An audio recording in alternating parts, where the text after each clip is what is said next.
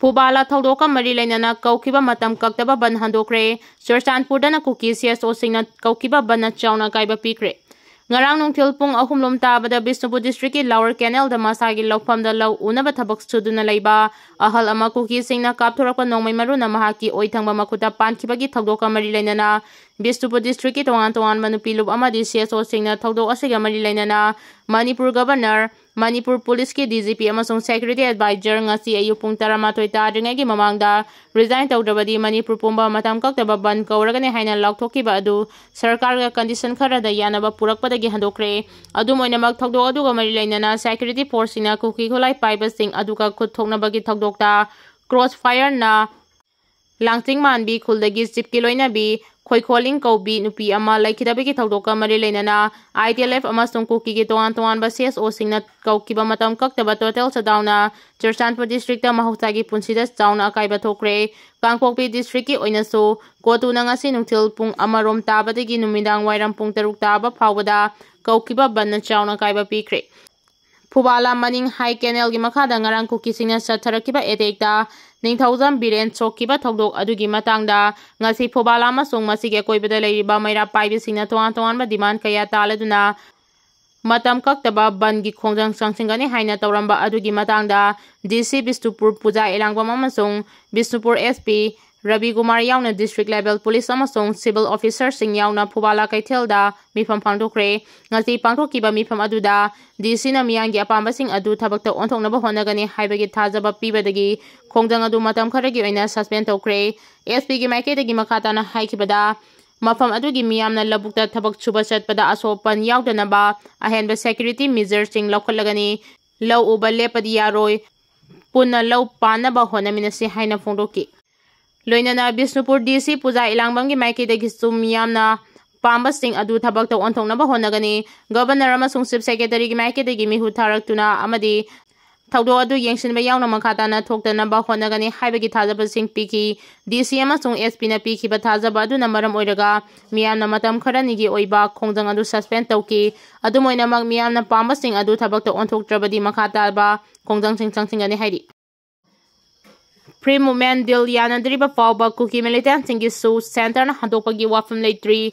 haukiba sahili singani kulhumdogi meyahumda thokiba irang aduna maram oiraga Kuki Soo militant sing amachung Ministry of Home Affairs ki mihustinga tangkak anida wari sanaduna Valley district ki akoibada leiriba Sugi camp taret lauthokibada yanarabasu free movement deal haibadi national highway singda kangluk khudingi miyoi sing mani makhatamna chatok chachin yadriba fawbadi Soo agreement asi makhatana sangdokpagi wafam leite haina Ministry of Home Affairs tagi pangba official source amana hairi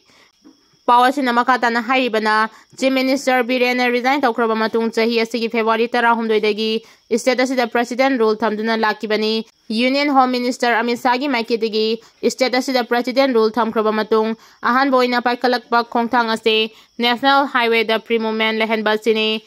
Masimangna chahi asigi March 9 da security gi ahenba section thawranga loinana national highway singa si hangdoknaba honakibani adubu Kuki singna thingba pibadagi mai pakidrabasu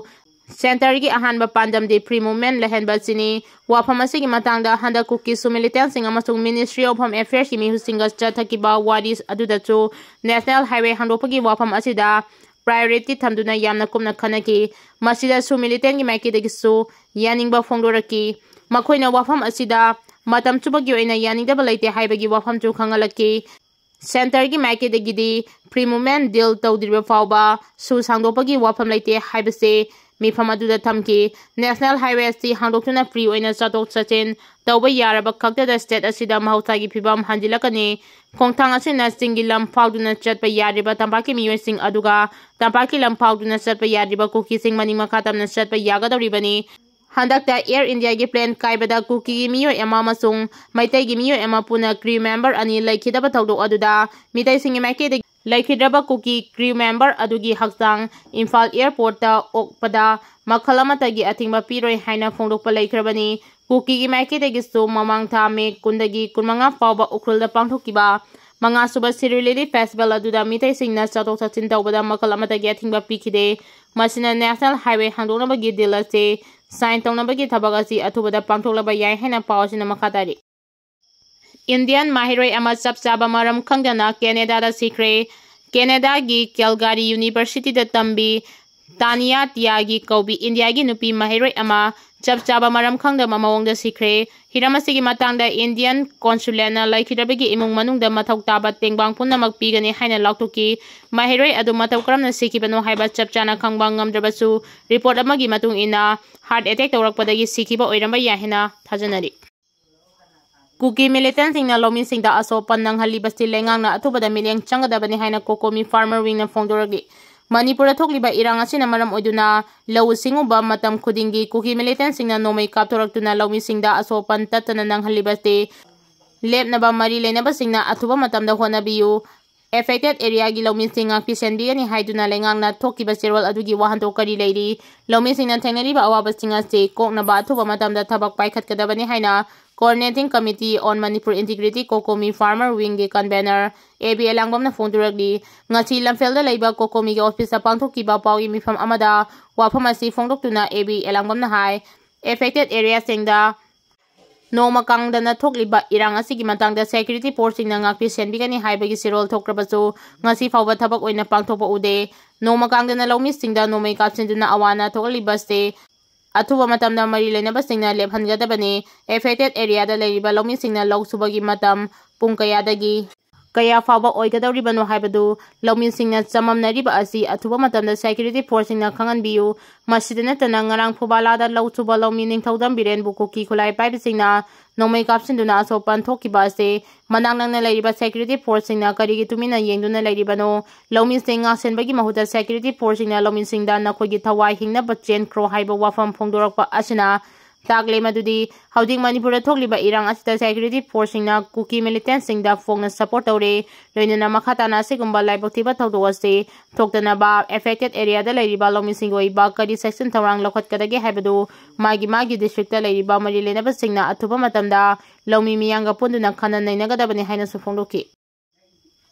State lengang amasung central forcing na chathaba mathong hoktaba thawong sing miyamna chapchana thengnamina si haina amukona phongdoragli June 18 Bishnupur district ki Phobala maninge high canal mayagi singai rok lokol da masagi lokol da law suduna leijaba lomi singda masakhangdaba singna nongmei kapchilakpadagi mafam aduda thabak suraga leiba ningthaudam biren koba miyo ema sokhan khiba adu haudiki Manipur gi oiriba phibam asida taraina loba yadaba thawong amani maram aduna Manipur miyamna stelenga amasung central force na chatharakpa mathong hoktaba thawong singase malenge miyamda khanganbaga loinana aikoi miyamna Chapchana thengnamina sti haina amukona thadorokba cherol amana hairi cherol asina makhatana hairibana ningthaudam biren sohan kibagi daita punamak laingangna pugadabani SSB gi bunker-dagi panglap laptana mafam ama oibada natana tampaki mafam su oiriba lawfam atuda thabak subada masak khangdaba khulai paiba singna nongmei kapsilaktuna lomi singbu hanaba honarakibadu mafam atuda leiriba SSB gi mihul kangbu aduna sakangdaba khulai paiba sing aduga achauba laktuna ba ama oigani maram aduna mafam atuda leiriba SSB kangbu adugi mathakta matik chaba enquiry tawbaga loinana logi oiba sairak pigadabani lomi singda nongmei kapsilaktuna lomi ama sohan kiba thawdok aduda sianaba khulai paiba miyoi sing adu matik chaba sairak pigadabani lomi singda nongmeina kapkhibadu security force na kapani natraga kaphanbani haina miyamna lawfam thoi loinana thawdok adu amukona haksina lawbaga loinana thawdok adu khwaidagi wangba thakta condemn tawi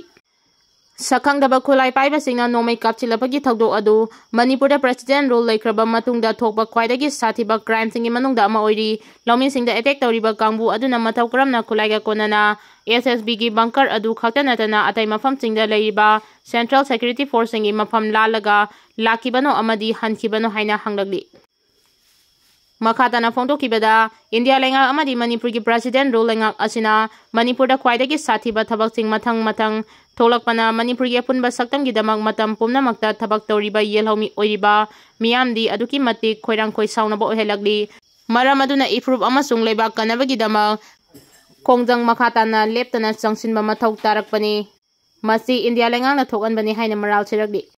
Iran cluster bomb yawa misal kaya marum kapsilakkhre Iran amadi Israel gi marakta songnariba lan nomagi kangkhalakpaga loinana Israel da cluster bomb yawa misal kaya marum Iran kapsilakkhre haina agency gi paw amana hairi Laibak ani gi landa cluster bomb sijinaba handangna ahanbani hiramasi gi matangda Israeli military na hai charangna mile mari kilometer 8 wangba mafamda misal gi warhead hangdoklaga maduda yawa cluster bomb sing थादरखिबनी हौदिक फावगी ओइना Iran गे attack अदुदा मिसिमिना यावबगी पाव फंगद्री प्राइम मिनिस्टर बेंजामिन नेतान्याहुना इरान के हॉस्पिटल अटैक चथरखिबगी थवोंगदा मतिक चाबा पावखुम पिदुना लमन खुमनबा थौरांग लखले हाइना ममांगदा लाउथोकपा लेख्रबनी हाइना पावसिना मखातारी।